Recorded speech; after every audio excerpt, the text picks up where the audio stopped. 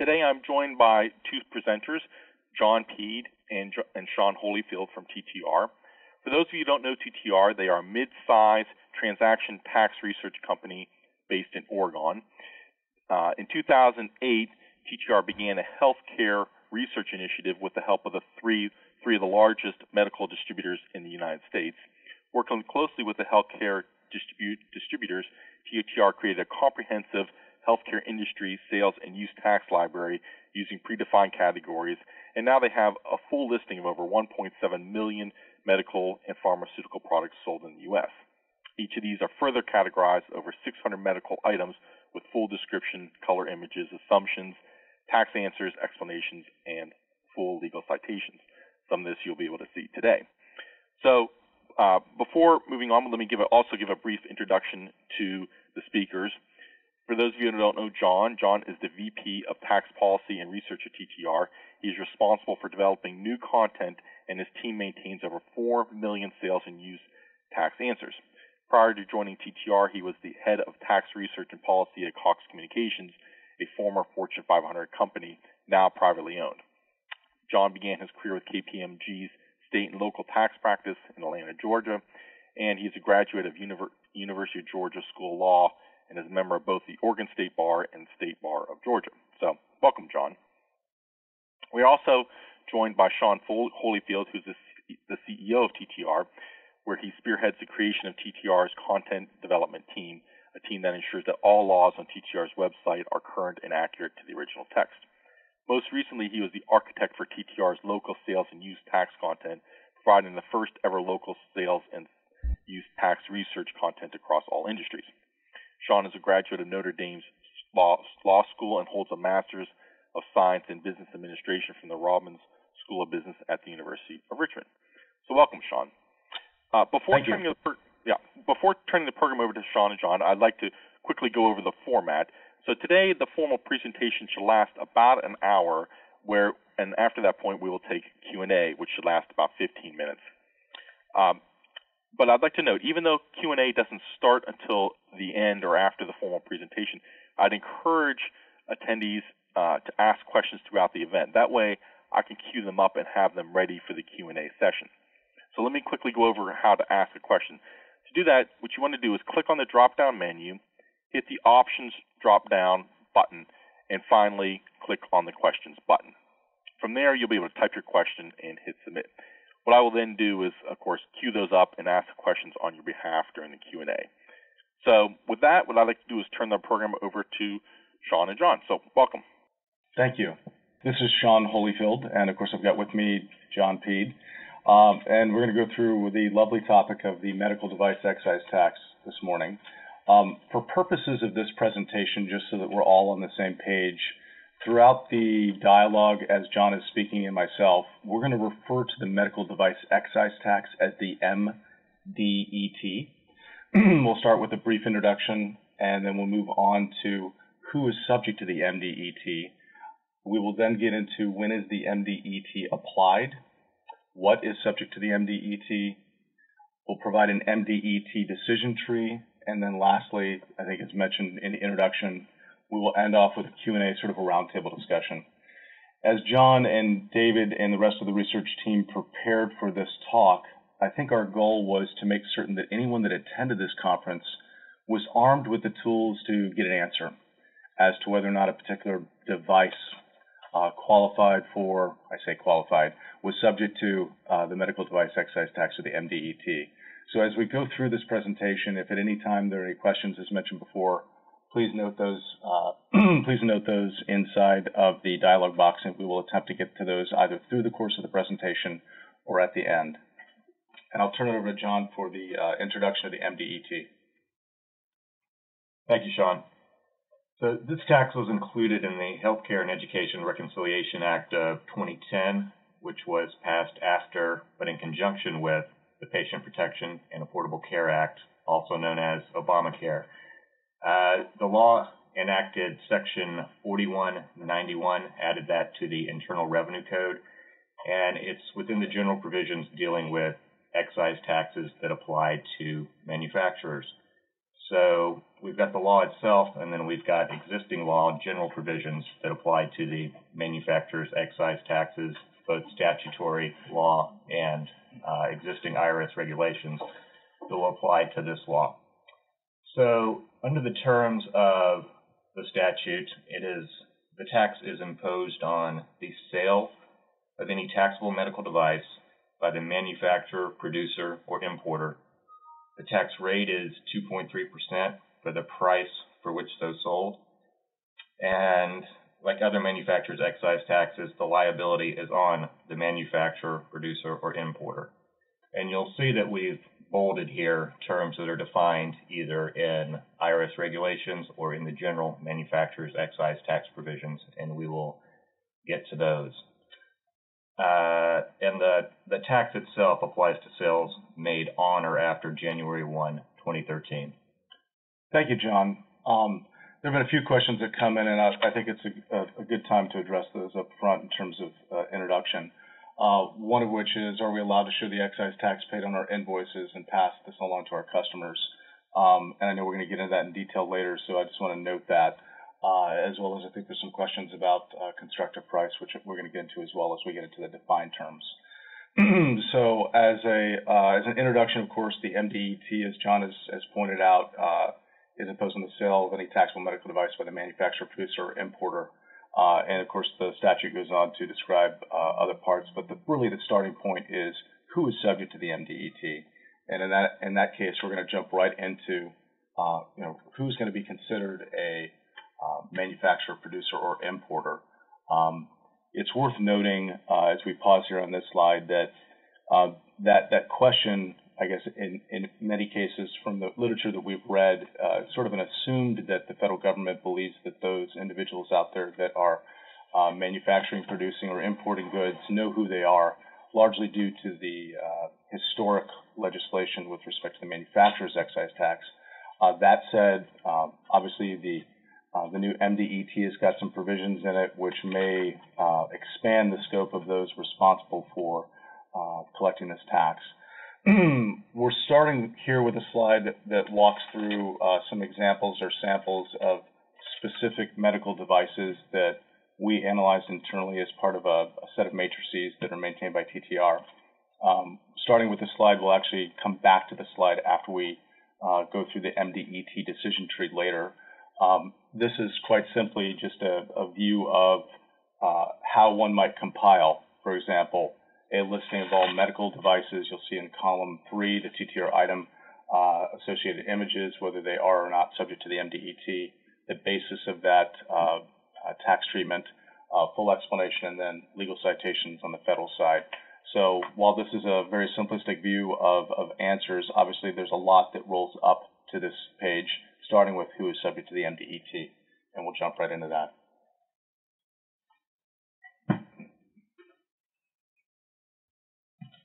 So the first question that we've addressed here is, who is subject to the MDET? The statute references manufacturers, producers, and importers. These terms are not defined in the MDET statute itself. For a definition, you have to go to the IRS regulations, and they define manufacturer as any person who produces a taxable article from scrap, salvage, junk material, new or raw material by processing, manipulating, or changing the form of an article, or by combining or assembling two or more articles. And they also define that term to include a producer and an importer. They do not separately define producer, although they do have a separate definition for importer. And as you see here, that is defined as any person who brings an article into the U.S. from a source outside the U.S. or withdraws an article from a customs bonded warehouse for sale or use in the United States. Throughout this presentation, we'll be using the term manufacturer to encompass all three of these: manufacturers, producers, and importers. Thank you, John. One of the questions that just came in, and I think it's important to note this because we sort of flew over it in the slide before, the liability is on the manufacturer, producer, or importer. And while we may talk a little bit later about passing that cost on to end users or consumers, the actual liability is placed on the manufacturer, producer, or importer. Correct. Okay, good. Thanks, Sean. You're welcome. You'll notice here on this slide that distributors are not mentioned in the definition of manufacturer or importer. However, it's important to keep in mind that there are impacts to distributors from this new law. Many distributors are importers. So to the extent they're importing articles and distributing those, they would fall under the importer definition here. Also, the definition of manufacturer that references combining or assembling two or more articles. The proposed IRS regulations for the MDET discuss kits and combining or assembling two or more articles into kits. Many distributors do this, and under the proposed IRS regs, such assembly into a kit, to the extent that kit is a taxable medical device, which we'll get into, the distributor would be considered a manufacturer and would be subject to the MDET as a manufacturer. Thank you, John. Obviously, as we move through these various questions that we're asking and answering, who is subject to the MDET, we're going to get to the various next steps, and a very important one, and this ties into a question asked earlier in terms of conditional sales, is when is the MDET applied? So once we're confident that we are a manufacturer, producer, importer, the next question is when is the MDET applied? And in order to, start that conversation, we really need to start with defining the terms surrounding transactions. For example, has a sale occurred? Has there been a taxable use? So over this slide and the next slide, we're going to get into when the MDET is applied with respect to sales, conditional sales, sales on credit, what's excluded from the sales price, and of course taxable uses. Thanks, Sean. So in general, a sale occurs when title transfers from the manufacturer to the purchaser. That's obviously going to be dependent upon the intention of the parties, the terms of the contract, and the state laws governing the interpretation of that contract. Sales price, the amount that's subject to the tax, it includes total consideration, whether in form of money, services, or other things transferred to the manufacturer in exchange for the taxable medical device. There are certain exclusions from sales tax that are not part of the MDET tax base. The most notable being the ones we've listed here. One is the MDET itself.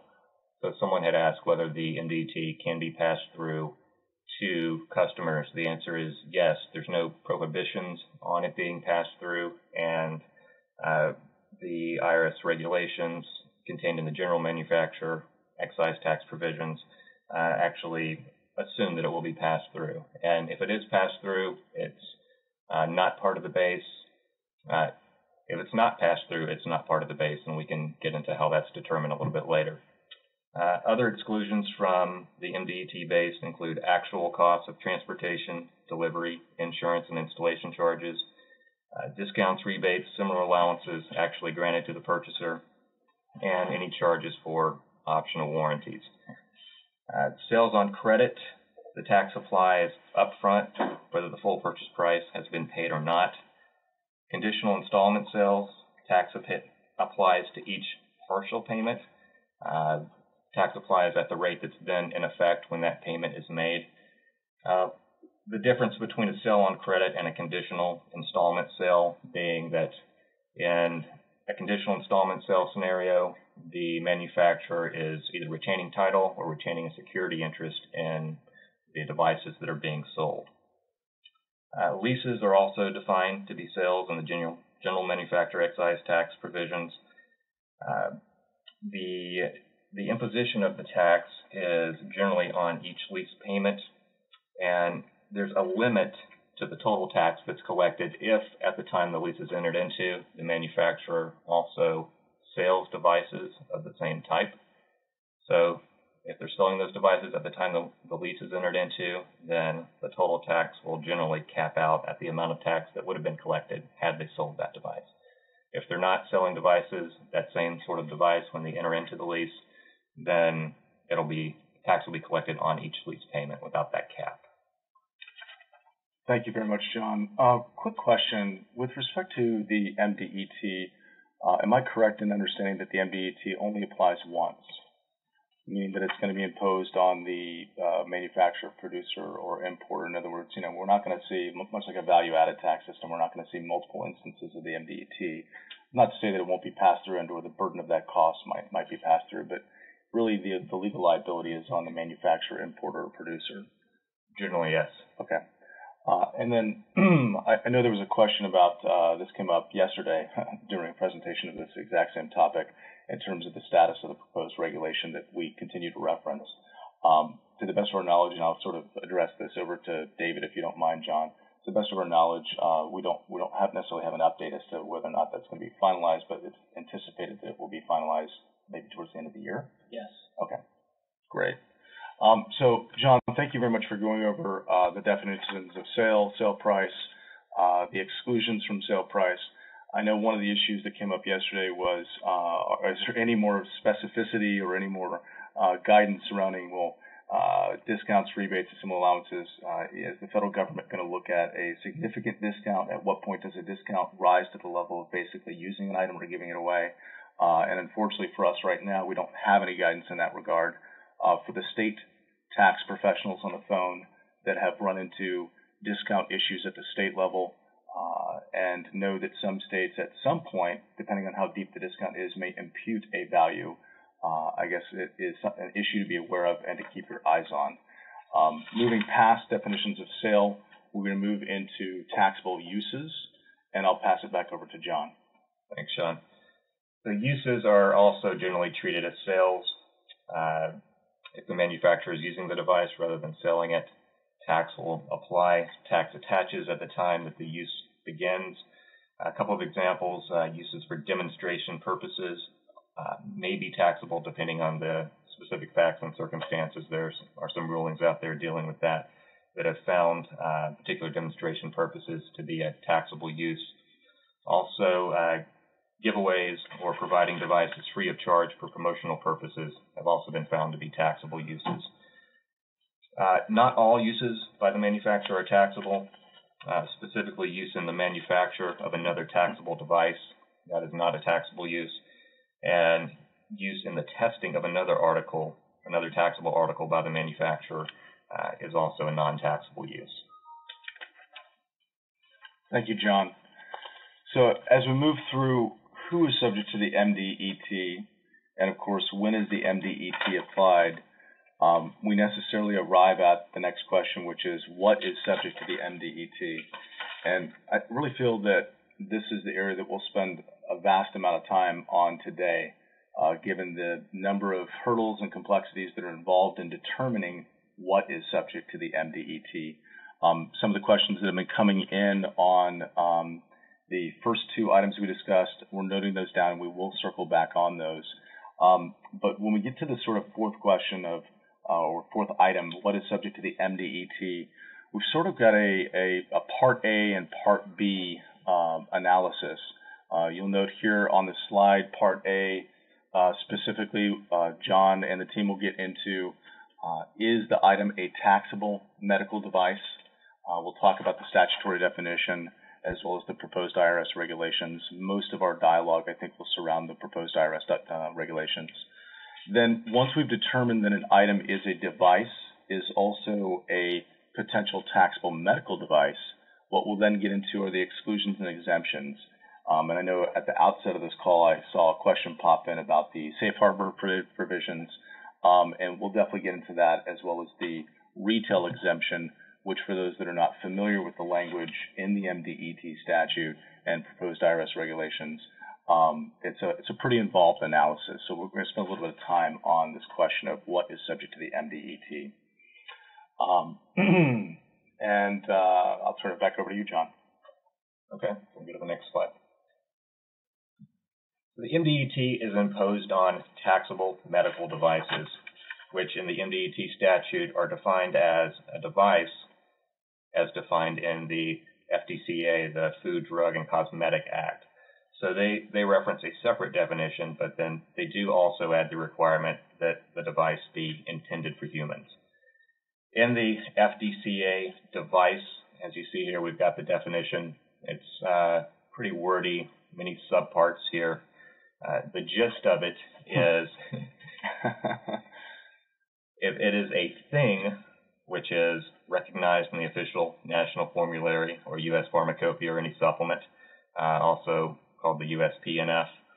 If it's intended for use in the diagnosis of disease or other conditions, or in the cure, mitigation, treatment, or prevention of disease, or is intended to affect the structure or any function of the body or man or other animals, and is not a drug, then it's generally going to qualify as a medical device.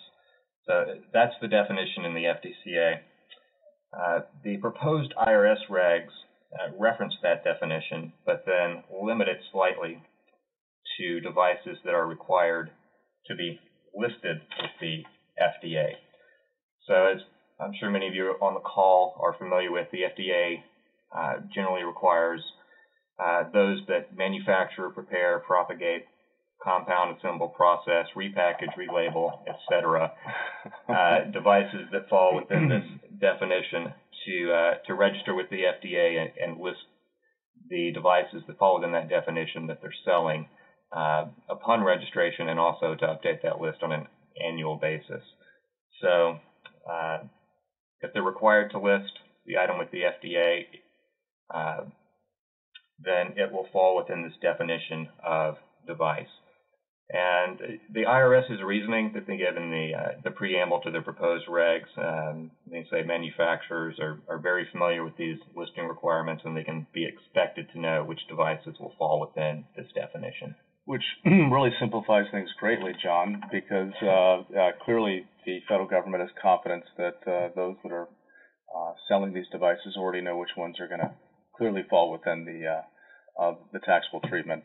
We're smiling over on our end, though I'm sure there's some groans on the other end of this phone.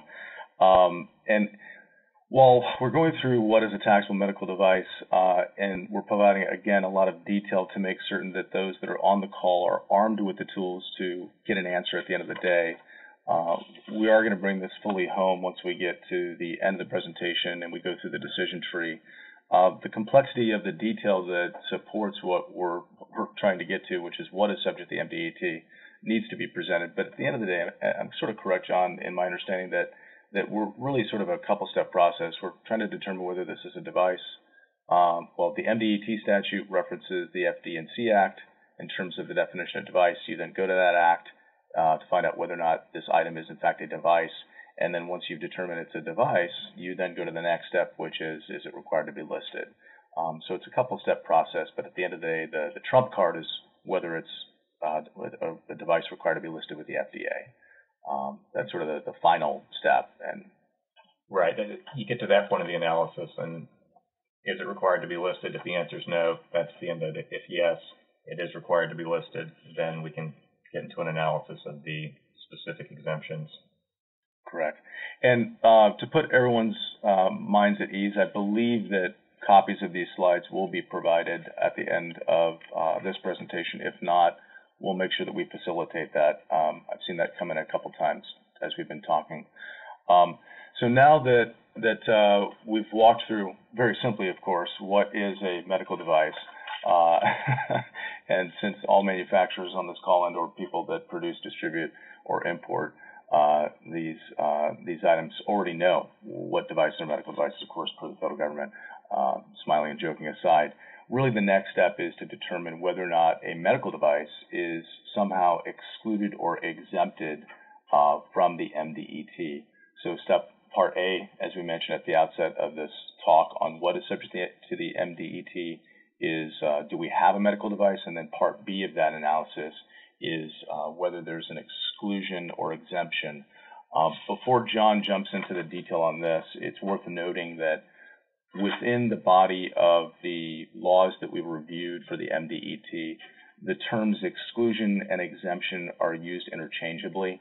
For those attorneys on the phone that are groaning over that fact, knowing that an exclusion is very different than an exemption, obviously you'll have to forgive the federal government for their interchangeable use of that language. But it is worth noting that unlike the state side of sales and use tax, for example, where those terms mean two very different things, in the context of these laws, they do interchange those two terms. So I'll hand it over to you, John. Thanks. So in the MDET statutory provisions, there are 4 items that are excluded from the definition of taxable medical device: eyeglasses, contact lenses, hearing aids, and the most notable exemption, any other medical device which is generally purchased by the general public at retail for individual use, also known as the retail exemption. And we'll be discussing that exemption in much more detail in a little bit in the presentation. Also applicable, or potentially applicable, are exemptions found in the general manufacturer excise tax exemptions. I believe there are 3 or 5 exemptions contained in those provisions, but under the terms of the MDET statute, only 2 of those would apply here. The first is devices sold for use by purchase or further manufacturer, or for resale to the purchaser. Or second purchaser. Yeah. It's quite a mouthful. Purchaser, so resale, either sale for further manufacturer or sale for resale for further manufacturer. And here, further manufacturer means further manufacture into a taxable medical device or a device that's otherwise taxable under Chapter 32. And I think a great example that, John, thank you, is the one that you mentioned earlier, where we have, say, 2 or more medical devices that we know would be subject to the MDET. Those get sold to, say, for example, a distributor who then repackages and or further manufactures under the definitions of the MDET and the proposed IRS regulations those medical devices into a new item, if you will. In that instance, that initial sale from the manufacturer to the distributor who further manufacturers would not be subject to the MDET, and then the subsequent sale by the distributor that puts those various medical devices together would be subject to the MDET. So I think that's a clear example of that. Thanks. The other general manufacturer's excise tax exemption, devices sold for export or for resale for export. With both of these, whether it's sale for further manufacture or sale for export, there are certain documentation requirements that the manufacturer must obtain, and we can discuss that if anyone has questions on that in the Q&A portion. We mentioned before that the IRS limits taxable medical device to items that are required to be listed with the FDA. That requirement essentially excludes items that are excluded from that FDA listing requirement, and we've listed a few of those items here. One is items that are exclusively for veterinary use. This is also consistent with the language of the MDET statute that limits the application of that to devices that are intended for humans. If the device can be used for veterinary use as well as for humans, and it's a listed device, then it does not fall within this exclusion. It has to be exclusively for veterinary use. Research-only devices, these are devices that are used solely in research, teaching, analysis, and they are not introduced into commercial distribution. And these are devices that are required to be labeled as research use only devices. So those are also exempt from the FDA listing requirements and would be exempt from the MDET. Finally, devices that fall within the investigational device exemptions. These are devices that are a part of a clinical investigation or research to determine the safety or effectiveness of the device. These are also devices that must bear a label indicating that they're investigational devices. So again, excluded from the FDA listing requirements and also therefore excluded from the application of the MDET. Thank you, John. And as we move through the exemptions and exclusions that are available, sort of this Part B analysis, Part A is, do we have a medical device? Part B, is that medical device excluded or exempted either under the MDET statute, under the general manufacturer's excise tax exemptions, or lastly, because it's an item that is not required to be listed.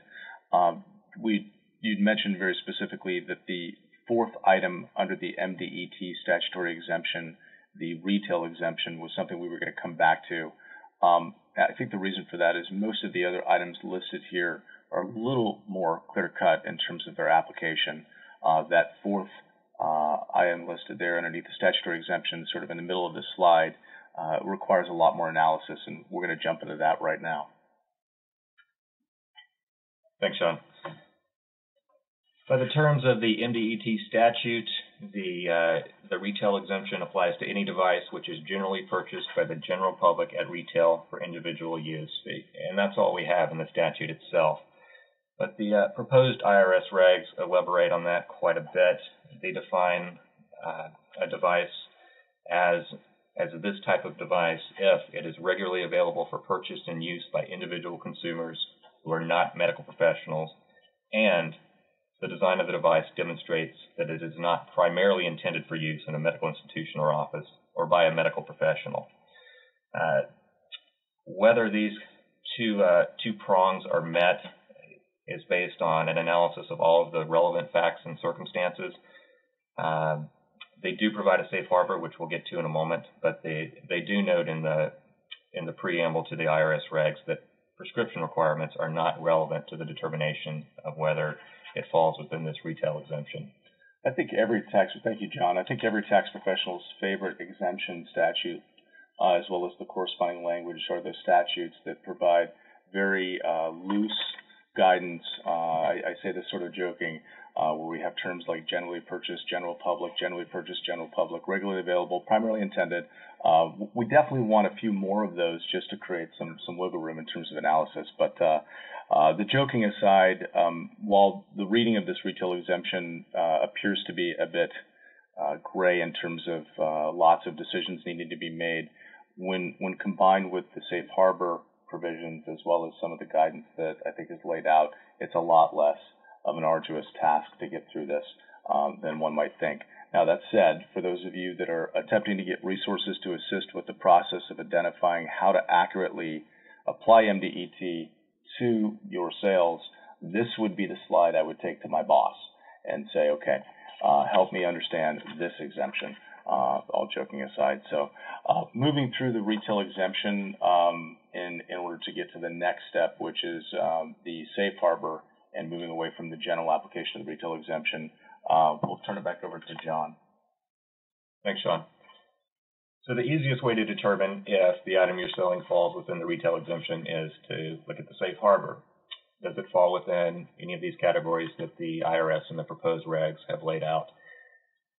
We have three categories of items that reference FDA classifications or FDA materials. We have each of these contain references to over-the-counter items. There's the FDA's online IVD home use lab test database. So any home use lab tests that appear on that site would qualify as under the retail exemption safe harbor. We've also got devices that are described as OTC or over-the-counter in the relevant FDA classification regulation, and devices that are described as OTC or over-the-counter in the FDA's product code name, classification name, or classification name field in the device registration and listing database, and that's also available online at the FDA's website. Fourth category of items that they reference here in the regs that qualify under the retail exemption safe harbor, they reference Medicare provisions. You can see several classes of items that are listed there. And to the extent that these items, to the extent that a device falls within one of these classifications and payment is also available for that item on a purchase base under the Medicare Part B payment rules, that item would also qualify under the retail exemption safe harbor. Excellent. And I guess it's worth noting, thank you, John. I guess it's worth noting that, as you mentioned, the FDA website has got quite a bit of information available on it with respect to, I guess, the various classes of devices and describing those devices. And it's actually a pretty good resource. It, unfortunately, is not laid out as neatly as we might like it for purposes of the MDET, but it is a good resource to gather some information.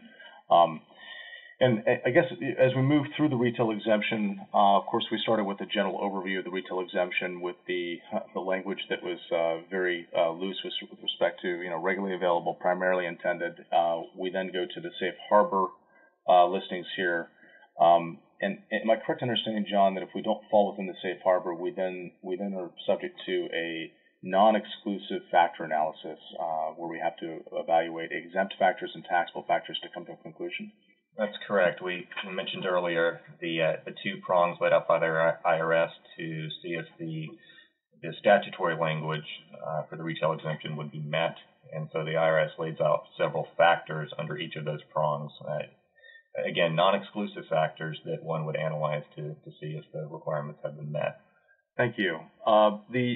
The slide we're looking at here, of course, is the safe harbor, and this next slide that we're going to get into, John and the team are going to discuss the factor analysis, starting with those factors that would suggest that items are exempt. And I guess to put it a little more clearly, we've broken the factors into two slides. This slide presents the factors that we refer to as exempt factors, those factors that, if true, would suggest that the item is not subject to the MDET, and if false, then obviously that would suggest that it is subject to the MDET. Again, it's a facts and circumstances analysis or factor analysis. I don't know that any one of these is going to be dispositive, but sort of the totality of the evidence, if you will, that supports exempt versus taxable treatment. Thanks, Sean. So the factors that the IRS has laid out under the first, that the item is regularly available for purchase and use by individual consumers. So if these factors are met, they would tend to suggest that the item should be exempt under the retail exemption. The first one we have is non-medical professionals can purchase the device through retail businesses that also sell items other than medical devices. They give the examples of drugstores, supermarkets, and similar vendors. So if you can purchase the device at those sorts of establishments, that's a factor that would suggest that the retail exemption applies. Another factor that they list is that non-medical professionals can use the device safely and effectively for its intended medical purpose with minimal or no training from a medical professional. And third, they make reference to FDA regulatory classifications under Subpart D, 21 CFR Part 890, and that's the classification dealing with physical medicine devices. Thanks, John. So moving away from the exempt factors and into the taxable factors, as we go through this, just a quick step back for a moment. A question just came in about the safe harbor, and the question was, if our item is specifically identified in the safe harbor, do we feel safe that that item is not subject to the MDET? And our understanding is absolutely. Yeah, absolutely. So if you're in the safe harbor, you are safe, and the MDET would not apply. I think, yeah. The only caveat to that being that these are proposed IRS regulations that they have not been enacted yet. Our general assumption during this presentation is that the enacted regulations will pretty closely reflect what we've been reading thus far. Exactly. If there's a massive shift in the language and/or changes, then our hope would be that it would be simplification and nothing other than that. Correct. So moving away from the exempt factors, thank you, John, into the taxable factors. There are quite a few here. We have these listed A through E as we walk through this, much like the previous slide, which I'll go back to for just a moment, A through C. We're often referring to these as a 1, 2, 3. For example, the A is number 1, B is number 2, C is number 3. My apologies for the confusion. In the interest of simplifying the presentation, we decided to go with an ABC analysis. But as we get to this next slide, you'll notice that there are 2 taxable factors at the top. Underneath the FDA taxable factors, there are an additional 2, and then there's a Medicaid taxable factor that John will get into. So the second prong we mentioned before to qualify for the retail exemption is that the item is not primarily for use in a medical institution or office or by a medical professional.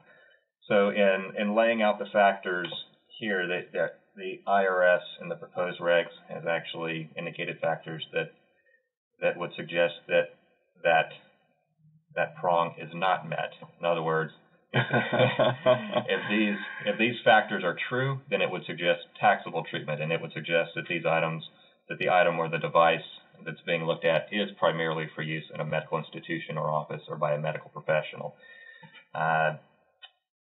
First one, or A here, is that the device generally must be implanted, inserted, operated or otherwise administered by a medical professional. Next one, the cost to acquire, maintain, or use the device requires a large initial investment or ongoing expenditures not affordable for the average consumer.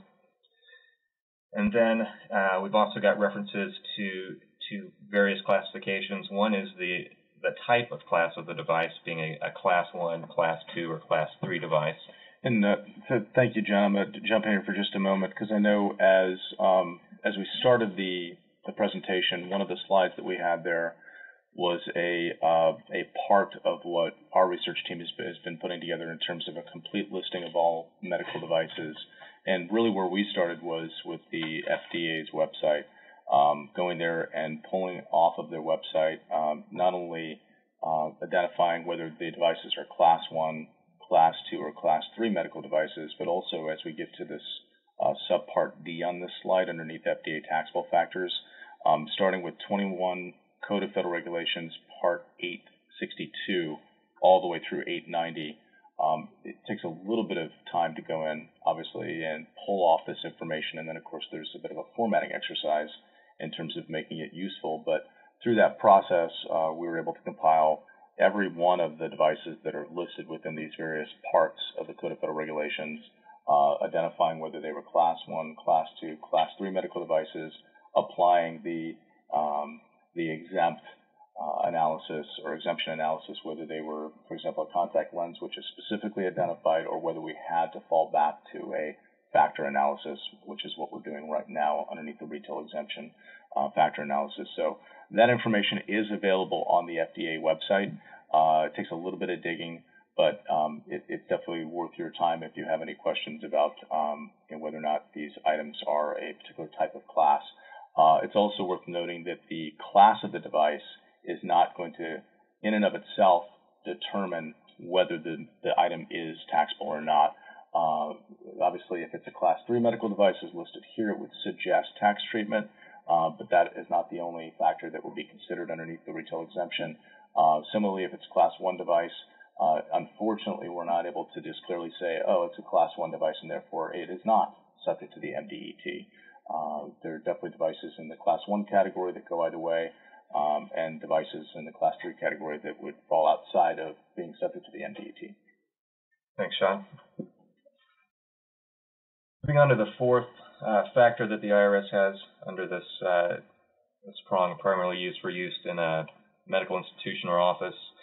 They've made reference here to several of the FDA classifications, regulatory classifications in the Code of Federal Regulations.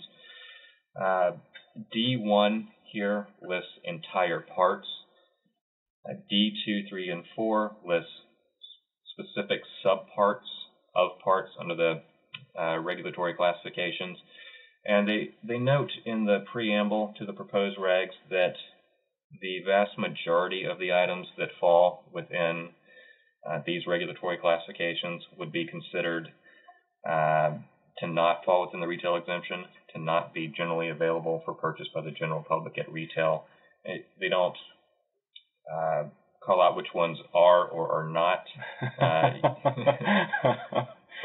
but they do make that general observation. And I think the pained look on John's face is the reality that they do not call out which ones are or not, which is why when these were pulled and our team started the process that we're still in the middle of identifying which ones would be or wouldn't be underneath this analysis, I'd say it would have been nice if there had been a little cheat sheet that the federal government had provided.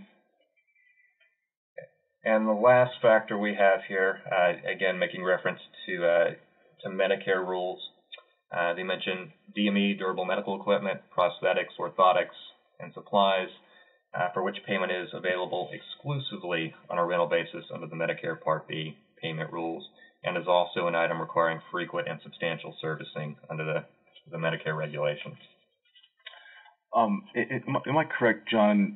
Thank you, by the way, in understanding that the Medicare taxable factor, in terms of payment is available through Medicare, it doesn't necessarily mean that it has to have been reimbursed through Medicare. That's correct. Okay, so it's more of a, if it would be available, then that would be the way that we would go. So, So just kind of recapping a moment before we get into the decision tree and we go through the decision tree, which hopefully will bring this all home and simplify things. At a high level, we've started with an overview of the medical device excise tax and looked at some of the statutory provisions that led to the creation of that.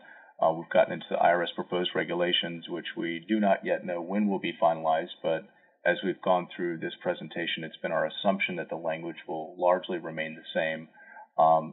David, what's the status of that in terms of, it hasn't gone to public? Yes, they requested public comment, Okay. public written comment. The written comment was due May 7th, and then the meeting time frame ended on May 17th. And so since that time, the IRS has had the public comment that was provided, and so it's in their process of finalizing what they need to do. Thank you.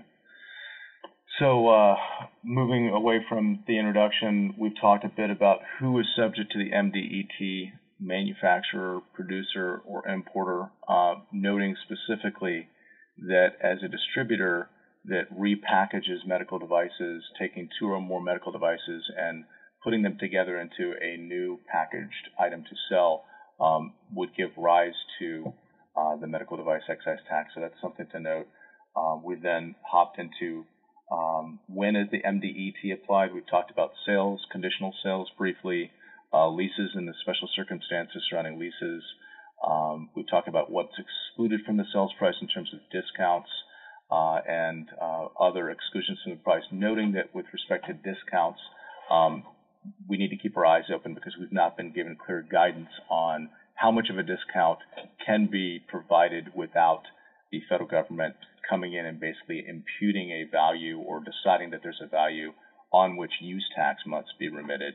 Talked a little bit about use tax in the sense that there are uses that are available that would not give rise to the use tax. Research and development would not be a use taxable use, if you will, though for the provision of products from a promotional standpoint, those would appear to be. And we've come full circle through what is subject to the MDET, and that, of course, got us into this long discussion of exemptions after we briefly covered what would be a medical device. And that kind of takes us to this slide here, which we're hoping will bring a lot of this home in the sense that in going through these 6 questions, one ought to be able to discern whether the MDET applies. Of course, with the caveat that there's a lot of detail that goes into answering each one of these 6 questions.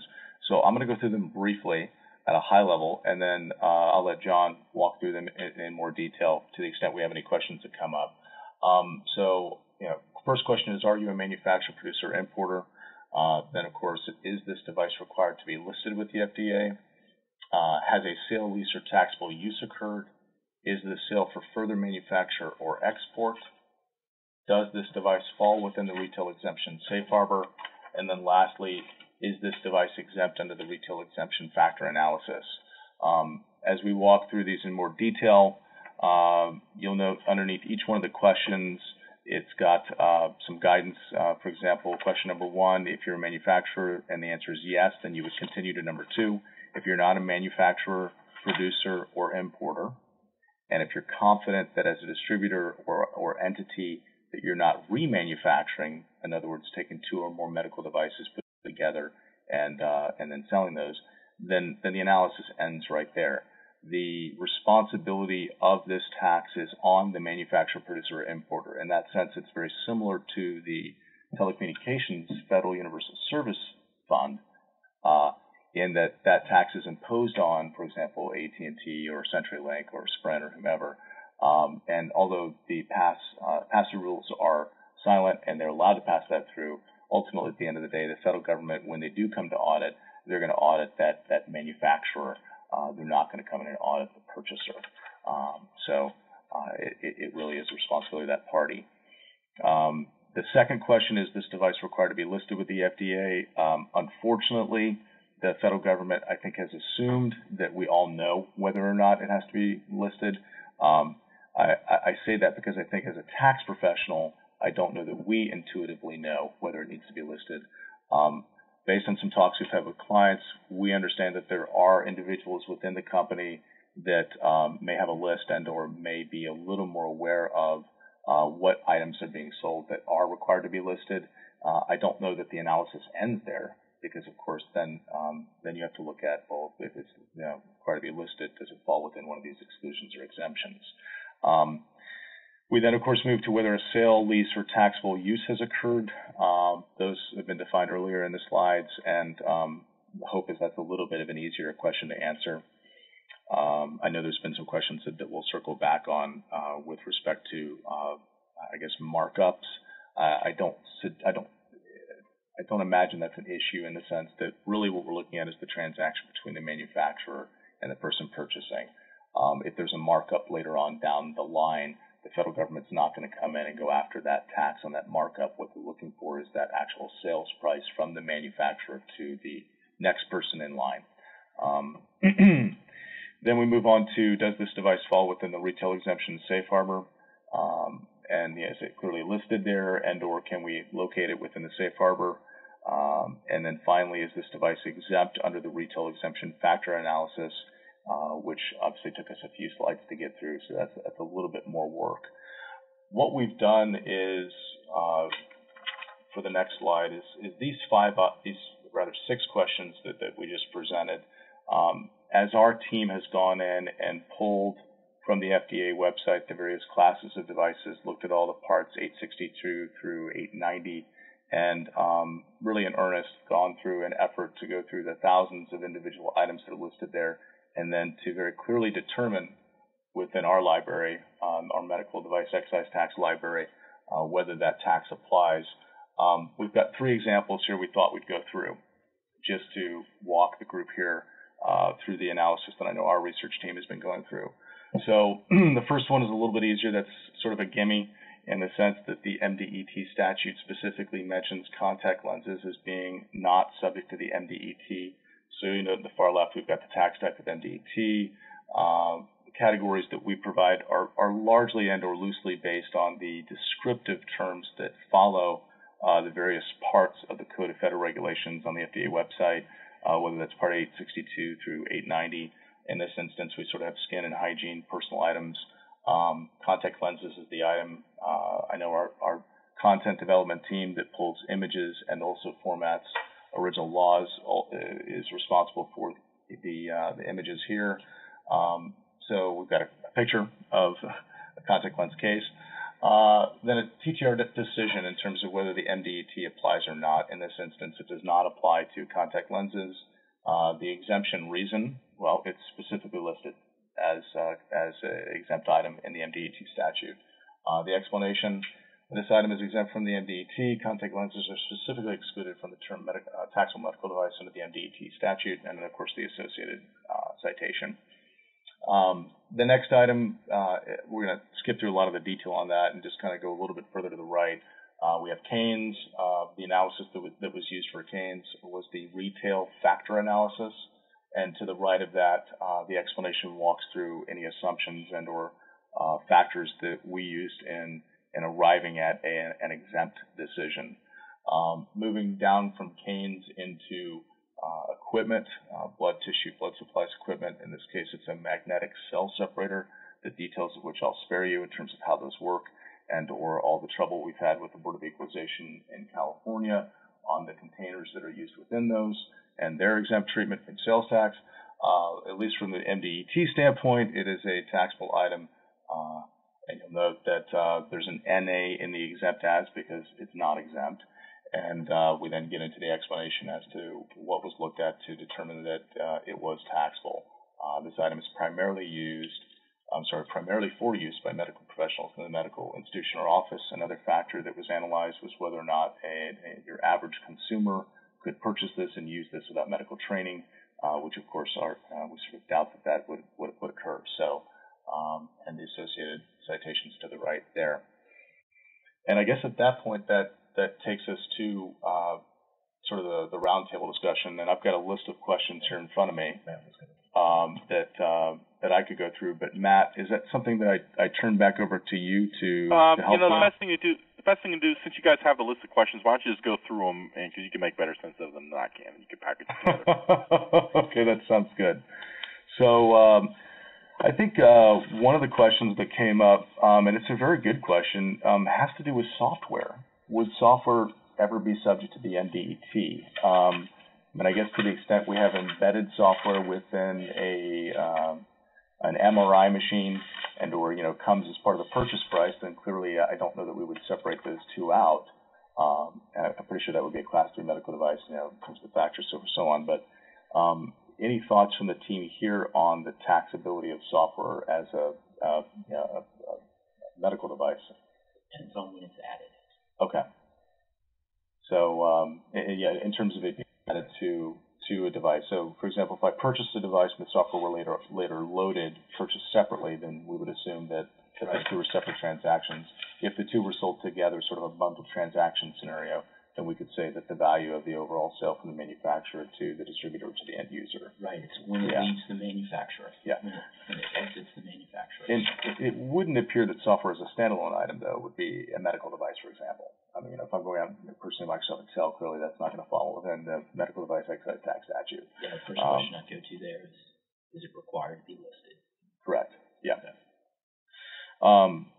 Markups were asked about, and I think we may have already covered that, but my understanding is that the medical device excise tax only applies to the manufacturer, producer, importer, and therefore, whatever markup they put into their sales price would be subject to the MDET, but it's really that price that's going to be looked at for the tax base, correct?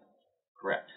John, is it worth talking a little bit about the pass-through rules at a high level? I mean, I recognize, we probably don't want to go through a detailed analysis of calculating out what the MDET would be on the ultimate sale, but you'd mentioned something very interesting yesterday as we went through this with respect to the federal government's assumptions on the sale price from the manufacturer to the distributor or end user. There is sort of this very different view based on whether or not the MDET is separately stated versus it's not listed on an invoice. Would you mind going into that for just a moment? Sure. We talked about, someone had asked whether the MDET could be passed through to manufacturers' customers. The answer there is yes. There are really two ways to do that. One is as a separate line item on the customer's bill. If that approach is taken, then the MDET tax base will be that separately charged amount for the taxable equipment, and the separate line item charge for the MDET is excluded from the base. If there is not a separate charge for the MDET, then under the IRS regulations, it's basically assumed that that single charge on the bill for the taxable medical equipment includes that taxable charge. So the manufacturer's tax base then is not that entire amount that was charged to their customer, but it's a reduced amount that takes into account the assumption that that full amount that's charged to the manufacturer's customer already includes tax. So I'm going to repeat that in what I'm hoping is going to be somewhat plain English so that I understand it. If I were to sell an item for $100 and I were not to separately state the MDET, the federal government is assuming that my tax base is actually $97 and I guess 70 cents. 75 cents. Thank you for the math assistance. So in other words, the federal government is reducing the tax base by what they assume to be a baked-in 2.3% tax. I guess one way for industry to reduce the overall tax that gets remitted is to just not add the tax, therefore the tax base is reduced. I don't know if that's going to be consistently done, but that's actually very interesting. So while the pass-through rules are silent, the federal government's assumptions and as listed in the proposed regulations would suggest that they fully expect this tax to be passed through. I guess which would also indicate that it's probably not prohibited to be passed through. So right. I know that was a question that also came up. As we move through that question, a question came up about rebranding. So in an example where a manufacturer sells an item to a distributor and the distributor does nothing more than rebrand the item and or put their own logoing on it, who would you think is going to be responsible for the MDET? Manufacturer to distributor that rebrands, In other words, do we think rebranding would be enough to, is that going to fall within a remanufacture, for example? Hey, this is John, and my reading of the statute itself, as well as the proposed regs, I don't believe that would qualify as a manufacturing process under the MDET provisions or the General Manufacturer's Excise Tax provisions. Although that does qualify under the FDA requirements as an activity that subjects the person doing the rebranding to the listing requirements. Excellent. Thank you, John. A question just came in about exemption certificates, and I think that may also tie into a question that came up here locally about do we yet know which tax form is going to be used for purposes of remitting this tax? It should be Form 720, which is the current form that's used to remit manufacturers' excise taxes, and that form is remitted quarterly. Okay, excellent. And then from an exemption certificate standpoint, has the federal government, through either the proposed regs or any other literature, suggested what that looks like, or what sort of information would need to be gathered? Yes, there's a canned, as it were, exemption form laid out in regulations for the manufacturer's excise taxes. Okay. Now that's not in the body of the proposed regulations for the MDET. That's just the general manufacturer's excise taxes? Correct. Okay, got it. Correct. And I guess we'll know more about that as we move forward. But that was a good question in terms of obviously at the state level, there are a lot of state professionals on the phone. At the state level, there's been a lot of heightened scrutiny in terms of when those forms must be provided. Is that before the sale, on the date of the sale? Whether or not those forms need to be renewed on a specific basis or periodic basis. There's about 13 states in the U.S. that require those forms to legally be renewed underneath some time period. Florida is a year, other states are 3 years. With respect to these exemption certificates, David, what's the time frame that the federal government's asking or requiring that they're updated? Well, the regulations say that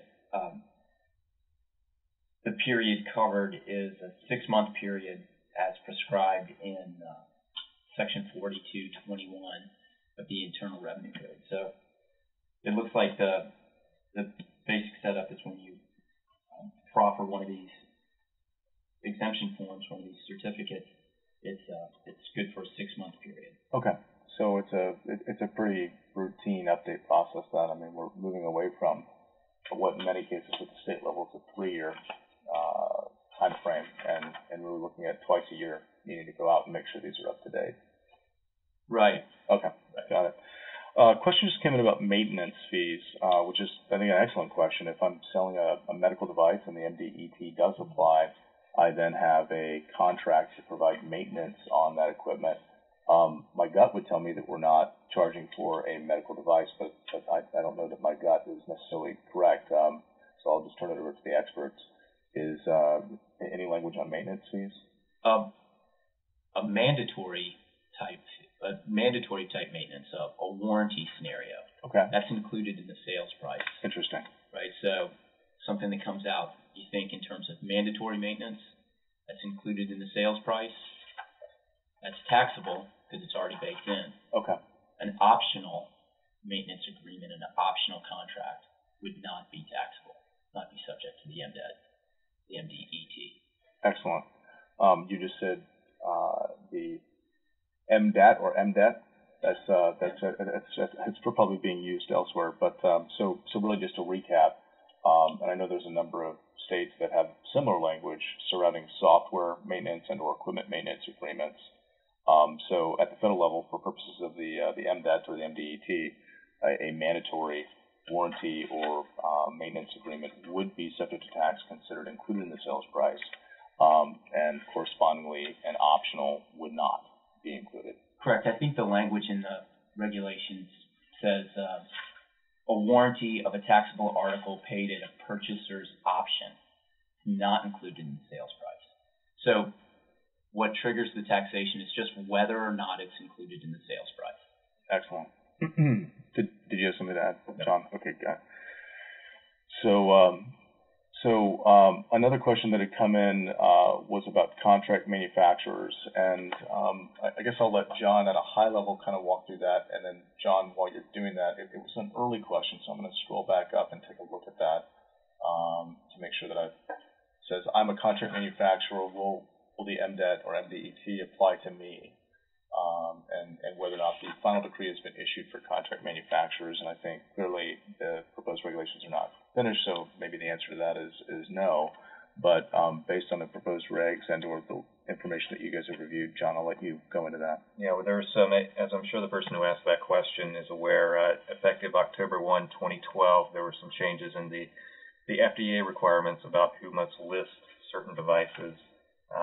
Contract manufacturers, I believe it was formerly limited to those who were placing the devices into commercial distribution, but effective October 1, that's expanded to include contract manufacturers, regardless of whether they're putting the device into commercial distribution. So they are required to list those devices. That does not mean, however, that they're a manufacturer for purposes of the MDET. The contract manufacturers aren't discussed specifically in the proposed regs, although in the preamble they do discuss contract manufacturing arrangements. However, the only real guidance they give is that in that scenario, who will be deemed to be the manufacturer is really a facts and circumstances analysis. And unfortunately, you have to go look at revenue rulings, case law, the existing regulations that are out there that govern the general provisions of the manufacturer's excise taxes. So unfortunately, it's not an easy question to answer. It's really dependent upon your specific facts and circumstances. It sounds like it falls right in line with the retail exemption and the factor analysis in terms of, in the sense that there's multiple items to review and go through. It's nice to have things to do.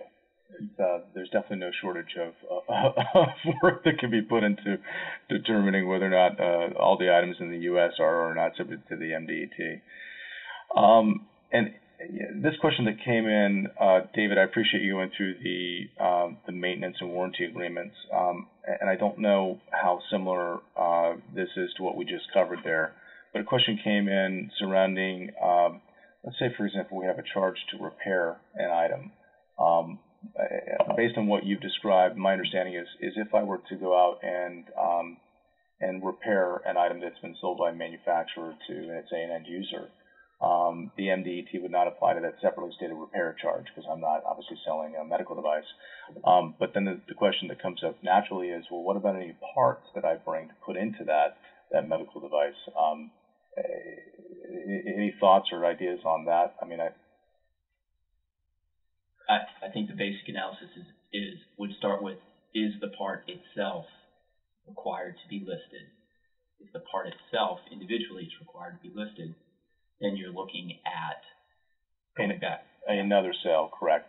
And I thought that was an analysis that we'd gone through. So just to make sure that those listening understand that clearly, if we're selling a medical device, the magnetic cell separator that we gave as an example out of our MDET library that we've got online, if, for example, the LCD screen went blank and I were to go grab that LCD screen and it were not a separately listed device as a repair part, there would be no MDET applied, much like the component parts purchased by a manufacturer would not be subject to the MDET, not just because they're for the remanufacturing, but because when they buy them, they're not medical devices until assembled, would not be subject to the MDET.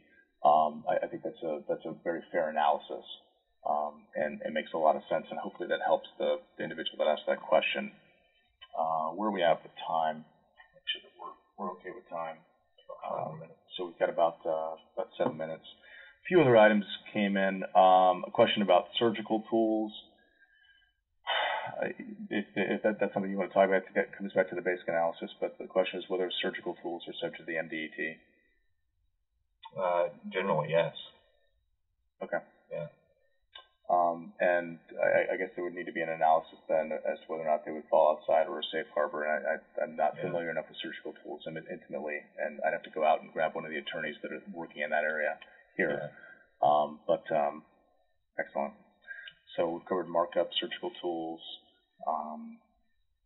discounts were asked about again, and I know we covered that. We may have covered that in detail, but really the question that came in is, whether the discounts are going to be excluded from the tax base. And I think very clearly the answer is yes. The only lingering question is whether or not that discount amount might be so large. Let's say, for example, that the item is $100, we discount it $80, and therefore we're only charging $20. At what point would the federal government say, "Hey, no, sorry guys, you've got to pay tax on $100"? And I don't think we know the answer to that question at this point. But underneath the strict reading of that statute, any discount would be removed from the tax base. Is that right, David? Yeah. Yes. Really one of the issues, this is John, one of the issues there that the IRS addresses is a timing issue, and that's if at the beginning of the sale there's a discount or rebate amount and it's not known, then the manufacturer obviously can't take that into account in determining their MDET liability. If they do allow that rebate or discount in the same tax period for which the sale was made, then they can take it then. If they allow it in a different period, then they're allowed to take it in that later reporting period. A question just came in about constructive price. I'm not sure if I'm reading that correctly. Yep. Okay. You guys. Oh, actually, it's more of a comment. Don't forget about constructive price. So clearly, that's something that one of the listeners wants us to go over. So this is David. My take on the constructive price question is that ultimately constructive price comes down to an individual manufacturer's circumstances, but I can give you some broad brushstrokes to it. This tax, the MDET, fits within the Internal Revenue Code within the manufacturer's excise taxes. And there's several other manufacturer's excise taxes. The basic idea for all of these taxes is that they conceive of a stream of commerce that works manufacturer, sale to wholesaler, sale to a retailer or supplier, sale to an end user. And they're trying to extract the tax at that when it leaves the manufacturer headed to the wholesaler. So with medical devices, we know that several of our clients don't necessarily have that form of a stream of commerce. So constructive price comes in if your transaction doesn't follow, if your stream of commerce for your device doesn't follow that typical pattern, manufacturer to wholesaler to retailer to end user. And so then if you don't follow that, then you may fall into one of the four buckets where the IRS will deem a price other than your sale price. They will use, in essence, a constructive price. They will construct a price out of your circumstance. And there's kind of four categories there, but broadly speaking, the first category is for conceives the idea of manufacturer then sells at retail, sells to end users, or sells on consignment to end users, or sells to retailers who sell to end users. In that case, what the IRS wants to do is construct a price that is the highest price for which the same such articles, are sold to wholesale distributors in the ordinary course of the trade. Then the next version is somewhat similar. If the manufacturer also sells at retail but also sells to wholesale distributors, they again want to find that highest price for which the items are sold to wholesale distributors. Then the next two categories they're a little bit more detailed, they're a little bit more technical, but the next two categories deal with manufacturers who sell within an affiliated group of companies, and either work just through their affiliated group to make sales, or the alternative, the fourth category, is when they make They sell within their affiliated group and also sell outside the affiliated group to other wholesalers. In those cases, the regulations provide a couple different versions, but for the affiliated group situation, there can be, they may actually multiply, they may take 90% of the lowest price for which the distributor regularly sells the article in arm's length transactions. So again, constructive price, it's meant for those cases that fall outside of manufacturer to wholesaler to retailer to end user. And once you start down that rabbit hole, once you start down that path, you have to be really careful about what your facts are. So, David, thank you. What you just walked through obviously requires a bit of analysis, and I think there's a lot of support to that.